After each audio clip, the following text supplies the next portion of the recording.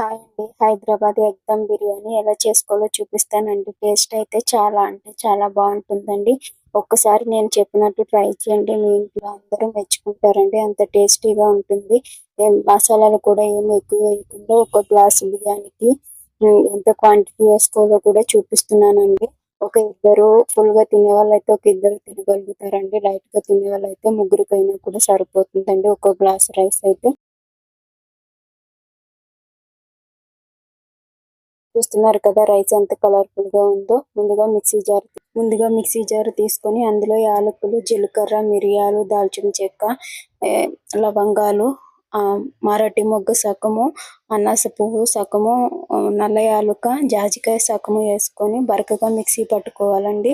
మనం ఏ గిన్నెలో అయితే బిర్యానీ చేయాలనుకుంటున్నామో ఆ గిన్నె తీసుకొని అందులో కట్ చేసుకున్న ఆలుగడ్డ, క్యారెట్, కొత్తిమీర, పుదీనా, పచ్చిమిర్చి వేసుకోవాలండి. ఇవన్నీ గిన్నెలో వేసుకున్న తర్వాత ఇందులో ఫ్రెష్గా దంచి పెట్టుకున్న అల్లం వెల్లుల్లి పేస్ట్ వేసుకోవాలండి. ఎప్పుడైనా కూడా ఫ్రెష్గా దంచి పెట్టుకుంటేనే టేస్ట్ బాగుంటుందండి.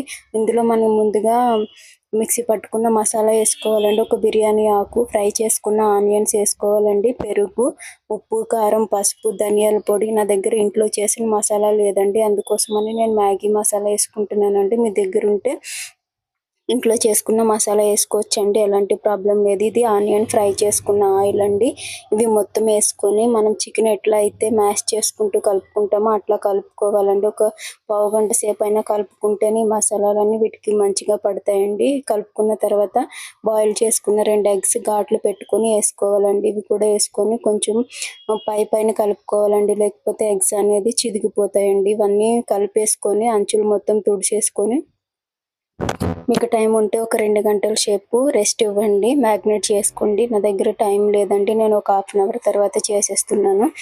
నేను ఒక హాఫ్ గ్లాస్ బియ్యము ముందుగానే నానబెట్టుకున్నానండి. బాస్మతి రైస్ 3 సార్లు కడిగేసుకొని నానబెట్టుకొని పక్కన పెట్టుకున్నానండి. రైస్ ఉడికించడానికి వాటర్ బాయిల్ చేసుకున్నానండి. బాయిల్ వాటర్లో కొత్తిమీర, పుదీనా, బిర్యానీ ఆకు, స్టార్ పువ్వు, మిరియాలు, మరాఠీ మొగ్గ, యాలకులు, లవంగాలు, యాలకులు, జీలకర్ర వేసుకున్నానండి. ఇక్కడ మేము సోంపు తినమండి, అందుకే నేను జీలకర్ర వేసుకున్నానండి. ఇందులోనే ఒక స్పూను నెయ్యి, ఒక స్పూను ఉప్పు వేసుకోండి. ఈ వాటర్ ఎంతగా ఉండాలంటే ఉప్పు సముద్రం వాటర్ ఎంత ఉప్పుగా ఉంటాయో అంత ఉప్పు ఉండాలండి. అప్పుడే మనకి రైస్కి సరిపడా ఉప్పు అనేది పడుతుందండి. ఈ వాటర్ మెసిలిన తర్వాత మనం ముందుగా నానబెట్టుకున్న బాస్మతి రైస్ వేసుకొని 70% ఉడికించుకోవాలండి. ఇక్కడ రైస్ వైట్గా అవ్వడం కోసం నేను నిమ్మ చెక్క పిండుకున్నానండి.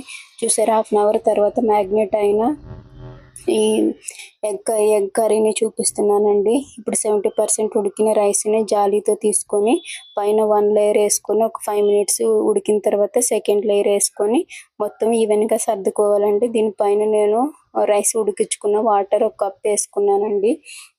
ఇందులోనే కొత్తిమీర, పుదీనా, ఫ్రై చేసుకున్న ఆనియన్స్ వేసుకున్నానండి. నా దగ్గర ఎలాంటి ఫుడ్ కలర్స్ ఉండవండి.